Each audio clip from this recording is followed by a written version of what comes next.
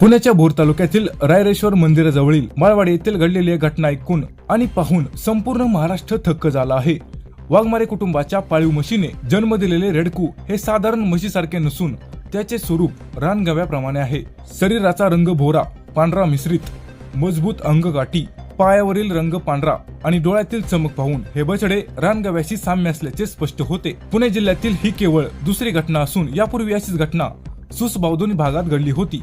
One अधिकारी भोई यांनी घटनास्थळी दाखल होऊन प्राथमिक पाहणी केली असता निरीक्षणानंतर हे बछडे रानगव्याच्या वैशिष्ट्यांसह असल्याचे स्पष्ट झाले।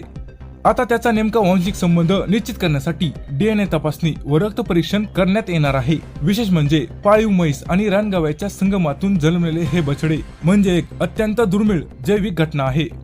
रायरेश्वर मंदिर हा छत्रपती शिवाजी महाराजांनी स्वराज्य स्थापनेची पहिली शपथ घेतलेला ऐतिहासिक परिसर आहे।